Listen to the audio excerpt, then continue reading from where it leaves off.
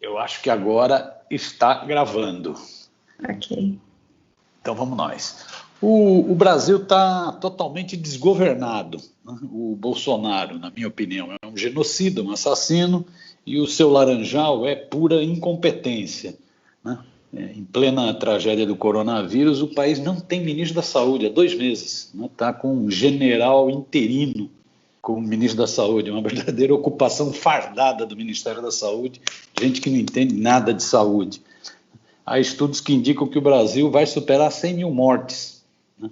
Há até gente que fala em 130, 140 mil mortes. O Brasil vai ficar ali junto, vai ser Bolsonaro-Trump, a dupla diabólica, a dupla genocida do planeta, né?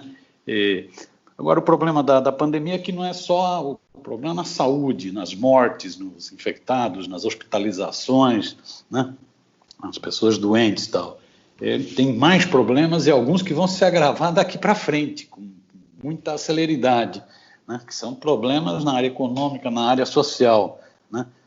E tendem a piorar, né? Nós estamos tendo explosão de desemprego, estamos tendo corte de salários, nós estamos tendo retirada de direitos, estamos tendo falência de centenas, milhares de pequenas microempresas, fome, despejo, desespero, causas de depressão, suicídio, ou seja, é um cenário terrível, dantesco, um negócio barra pesada, né? Para entender melhor esse cenário, ver se é isso mesmo, se a minha leitura não está muito pessimista, né? Eu vou conversar agora com uma belíssima figura que eu tive a oportunidade de conhecer numa atividade no Barão do Tararé, discutindo reforma da Previdência, que é a Patrícia Pellatieri, né? Que atualmente é diretora técnica adjunta do Departamento Intersindical de Estatísticas, de Estudos e Estatísticas Socioeconômicos, o poderoso e imprescindível DIEESE, né? Ela é uma estudiosa dessa questão do trabalho, das regressões de trabalho, né? Deu várias contribuições quando da discussão da reforma trabalhista do Michel Temer, depois deu belíssimas contribuições, né, nesse seminário mesmo que eu falava do Barão, sobre a reforma da Previdência do capitão Bolsonaro, né? Então estava querendo ouvi-la para tentar entender melhor esse cenário. Patrícia, te agradecer muito você ter topado. Eu sei que mesmo trabalhando em casa, você está trabalhando, você acabou de me falar mais do que quando estava trabalhando direto no corre-corre lá do DIEESE no centro. Então agradeço muito você ter topado participar da conversa, tá? Me ajudar a entender, tá? Vamos nós então. Na sua avaliação, quais que têm sido os principais impactos sociais, econômicos na vida dos trabalhadores dessa pandemia do novo coronavírus? Quais seriam os piores efeitos na sua leitura? Bom, Miro, um bom dia para você, parabéns pelo trabalho. Para a gente do DIEESE é um prazer poder colaborar e compartilhar um pouco das reflexões que a gente vem fazendo coletivamente no DIEESE nesse momento. O cenário que você descreveu no início dessa nossa conversa, infelizmente, ele não é um cenário que a gente diga que não vai acontecer. Ao contrário, está mais próximo, de fato, de ser este o cenário que nós vamos conviver por um bom período do que uma melhora, né? Então, não tem dúvida de que os efeitos dessa crise sanitária, ele é devastador para o mercado de trabalho, mas ele é devastador também porque ele chega no Brasil numa situação já bastante desestruturada do mercado de trabalho. Então, a crise, ela aprofunda essa desestruturação, mas ela não é a causa da desestruturação. Acho que é bom a gente fazer esse recorte, porque se nós estivéssemos numa situação diferente no mercado de trabalho no início de 2020, nós estaríamos vivendo uma outra história. Além disso, as opções, as medidas que foram tomadas de combate a essa crise também trazem efeitos para o mercado de trabalho. Então, foi uma conjunção de fatores que nos leva a essa situação tão desesperadora como você relatou. Tem o fato de um desmonte que já vinha acontecendo com impactos severos no mercado de trabalho. Então, lembrando que no início do ano, em que pese o governo, alguns analistas, principalmente do mercado financeiro, estivesse comemorando que a economia estava deslanchando e estava retomando, nenhum indicador de fato mostrava uma retomada consistência da economia. Lembrando que nós tínhamos mais de 12 milhões de desempregados, mais de 4 milhões e 700 mil desalentados, e nós tínhamos ocupações que estavam sendo geradas muito precárias, uma explosão nos conta-próprias, que não é aquele empreendedorismo que se gosta muito de falar, na verdade, muito mais como estratégias de sobrevivência de quem estava perdendo os empregos e não tinha perspectivas. Então, nós já tínhamos uma situação bastante complicada no mercado de trabalho. Inclusive, o Diese criou um índice sintético, que é o Índice da Condição do Trabalho, ICT, e nós fizemos, a base é a PNAD, contínua, trimestral, e nós lançamos em 2019 esse índice, mas nós retroagimos desde 2012, que é o início dessa PNAD que continua sendo pesquisada. E aí é muito nítido, quando a gente olha, ele vê 3 dimensões, né? Então, da ocupação, do rendimento e da concentração da renda. Ele pega essas 3 dimensões e são 8 indicadores. E ali fica nesse acompanhamento fica muito nítido onde nós tivemos uma ruptura mais estrutural do mercado de trabalho, que foi justamente no segundo semestre de 2015. Inclusive, ali a gente se estabelece um novo mercado de trabalho, portanto, com altas taxas de desemprego, ocupações precárias e baixos rendimentos, com uma concentração, inclusive, da renda do trabalho, e explica até o porquê, a necessidade, então, das classes dominantes do impeachment em 2016, para manter esse novo patamar muito precarizado do mercado de trabalho. Era necessário que se garantisse políticas que assim que conseguisse manter desta forma.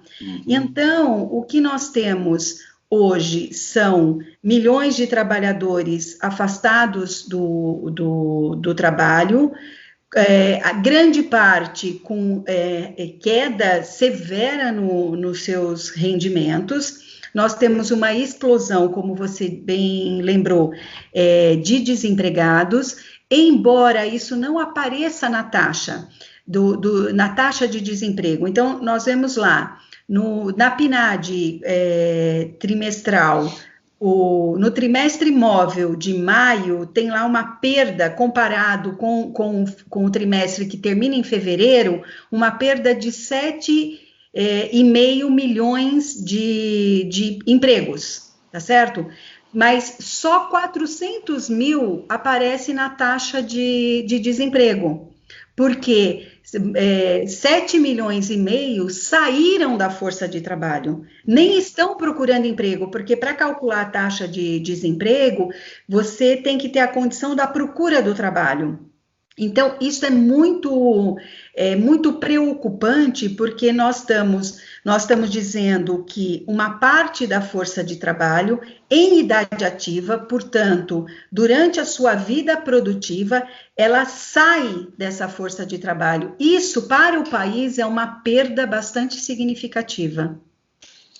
Você falou também, além do desemprego, esse desemprego que está até ocultado, você falou também em queda de salários. Tem dados sobre isso?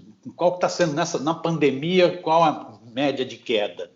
Então, na PNAD, comparando esse trimestre, então, março, abril e maio, com o que terminou em fevereiro, dezembro, janeiro, fevereiro, nós tivemos uma perda na massa de rendimentos de todos os trabalhos da ordem de 11 bilhões, e ainda nem se pegou todo o efeito. Nós temos o levantamento, esse levantamento que o IBGE está fazendo, que chama PNAD Covid, essa pesquisa especial que está sendo feita, mostra ali que a média dos ocupados que permaneceram trabalhando teve uma redução média dos seus rendimentos na ordem de 60%. 60%? E mesmo com os auxílios, porque assim, as medidas adotadas pelo governo, seja a MP 936, que agora já virou lei, de redução dos salários com redução da jornada e com aquele auxílio que vem do seguro-desemprego, ele não repõe toda a perda. E o auxílio emergencial também não repõe, para aqueles que conseguiram ter acesso, que não foram todos, que necessitavam, também não repõe toda a perda que aconteceu. Ela repõe, em média, 50% do ganho que o trabalhador informal tinha. Então, ou seja, isso em projeção é um cenário que vai ficar bem pior, porque você tem mais desempregados, renda menor, ou seja, o consumo vai diminuir também, mais desemprego, ou seja, é um círculo vicioso nesse sentido, do ponto de vista da economia. Não tenha dúvida. E isso impacta, inclusive, na arrecadação. Lembrando que a arrecadação, ela depende muito do consumo, porque como nós temos uma estrutura tributária muito regressiva, fortemente calcada no consumo, a redução do consumo significa necessariamente a redução da arrecadação. Então, na verdade, é uma política, as políticas adotadas são de uma, para ser muito gentil, elas são de uma burrice absoluta, porque a hora que você tira a renda das pessoas... Gentil com o burro, né? Gentil com o burro, porque o burro é inteligente. Estou brincando. É exatamente isso, porque a hora que você tira a renda das famílias, você impede o consumo é a mola propulsora da retomada econômica. Então, você não só...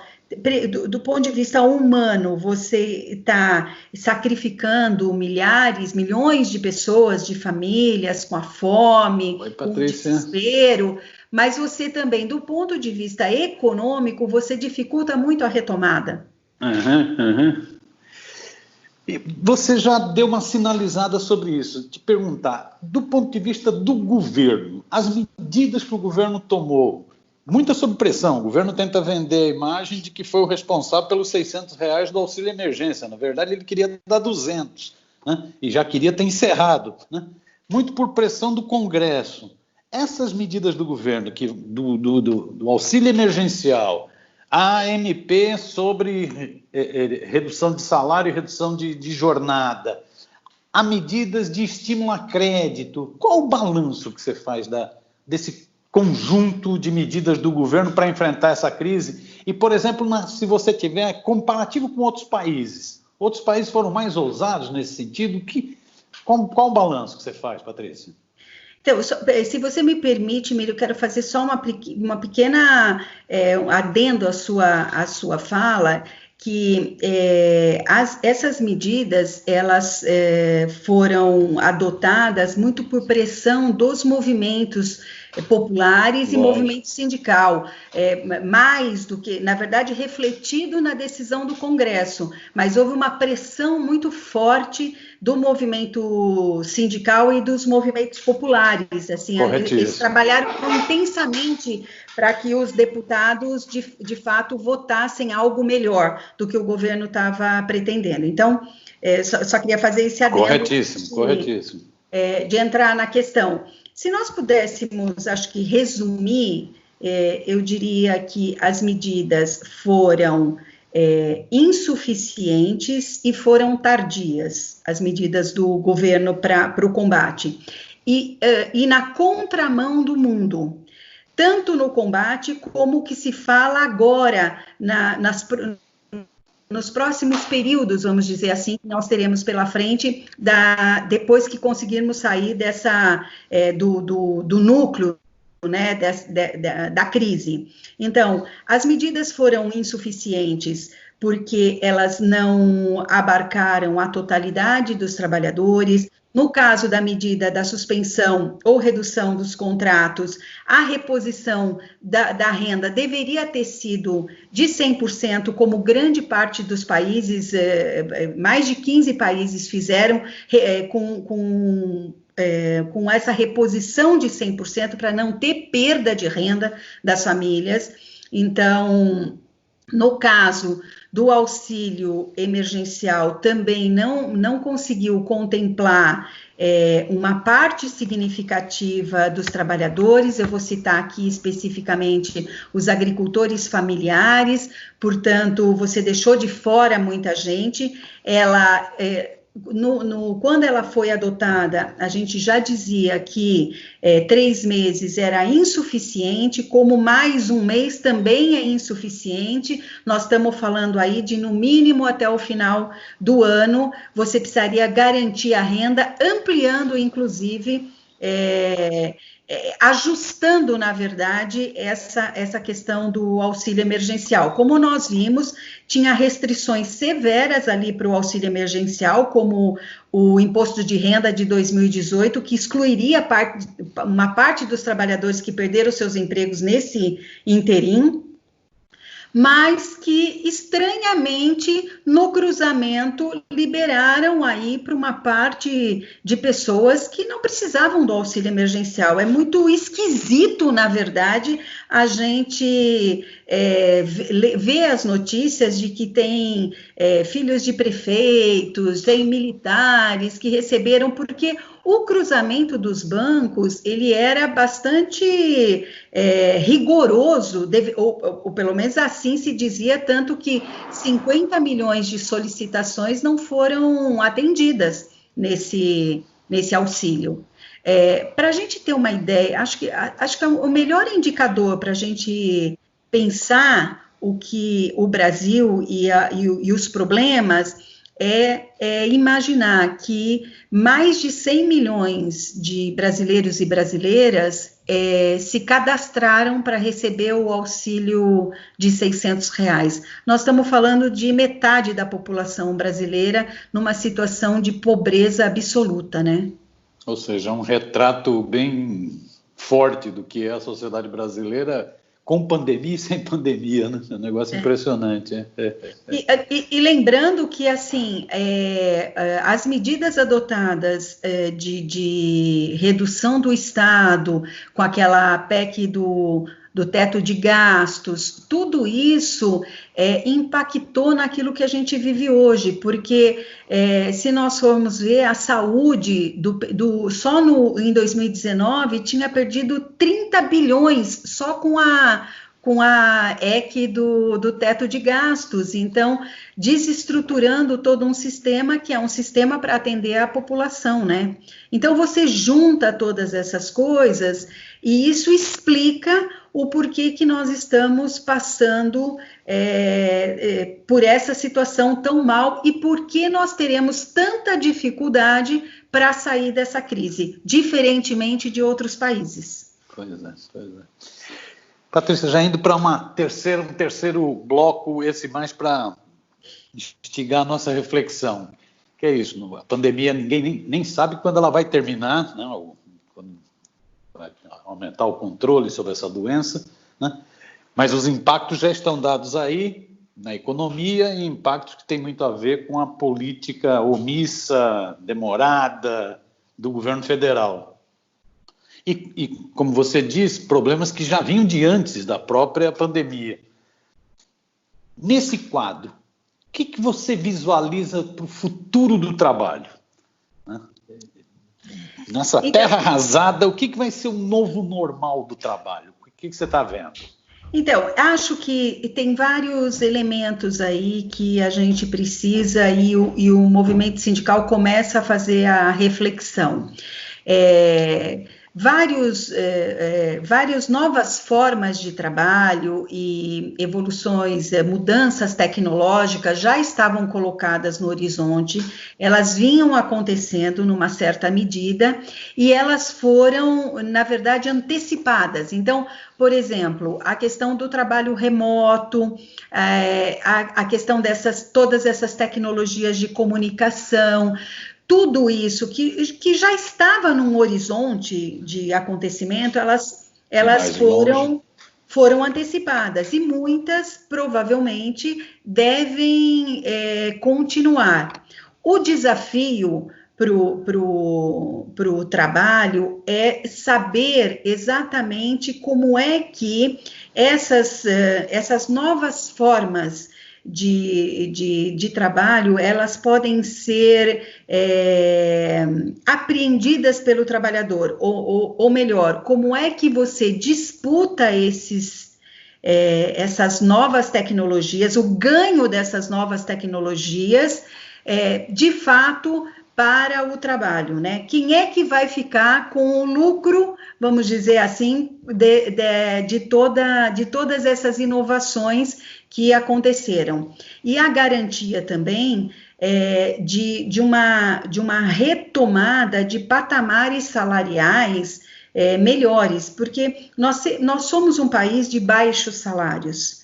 E com a crise e todas essas flexibilizações, nós tivemos uma perda salarial bastante forte, e existe aí uma tendência de acomodação com esses salários mais baixos. Então, é preciso discutir muito seriamente como é que a gente retoma ou melhora os patamares salariais, sob pena de termos um país bastante empobrecido, né? Isso, num primeiro momento, parece bom para o empresário, para o empresariado, parece bom, mas não é bom nem para o sistema capitalista, porque um país de baixos salários é um país que não se desenvolve.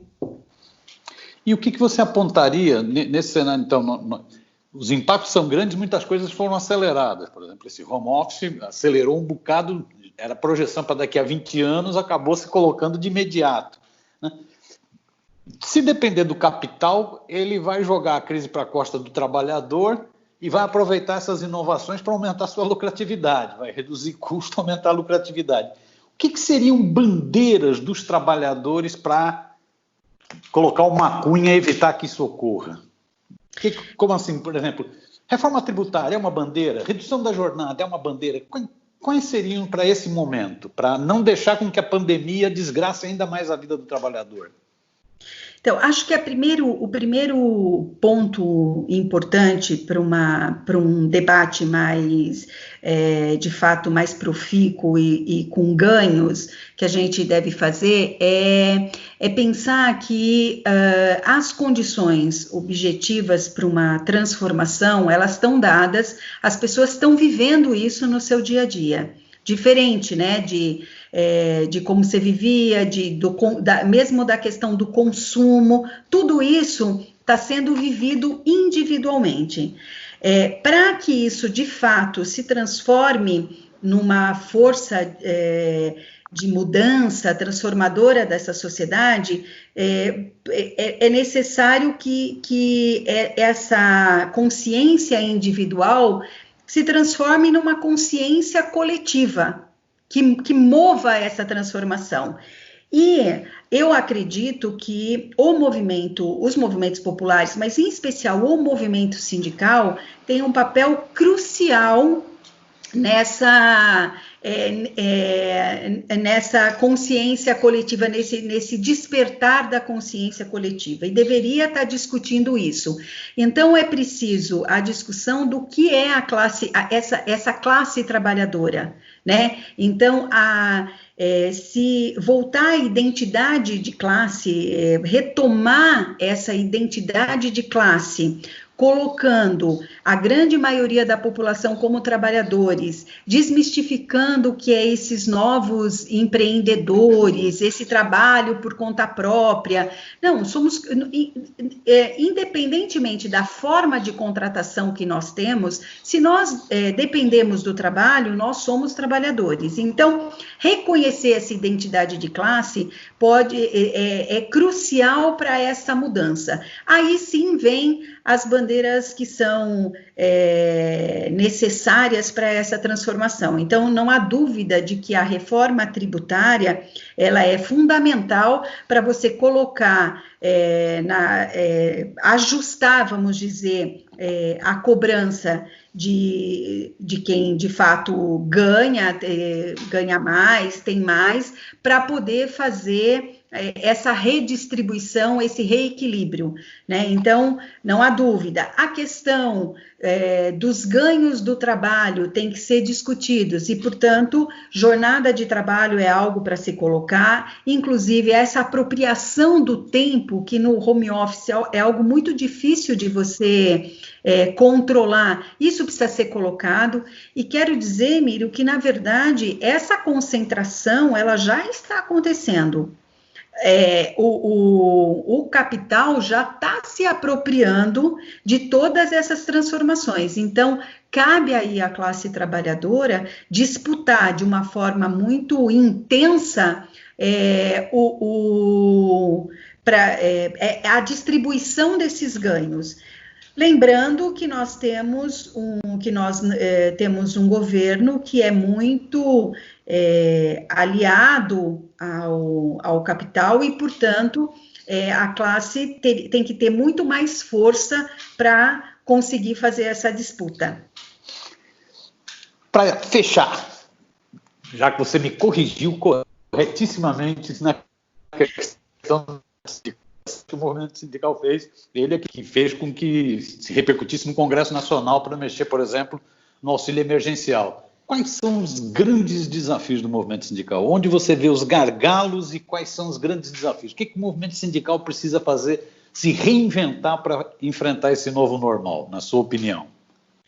Eu acho até que o movimento sindical tem se esforçado e tem se movimentado muito mais do que vinha anteriormente a essa situação, né? Então, tem de fato feito coisas inovadoras que não fazia antes. Mas acho que o desafio colocado é a aproximação, então, de fato, dos trabalhadores de uma maneira geral, que estão distantes, né, do movimento sindical, porque o movimento sindical sempre representou o trabalho formal, uma parcela da população. Então, conquistar essa outra parcela, que passa a ser, inclusive, maior do que a parcela formal, acho que é o maior desafio, chegar até esses trabalhadores e mostrar que, de fato, eles fazem parte da mesma classe de trabalhadores e que o movimento sindical pode, sim, representá-los e fazer as disputas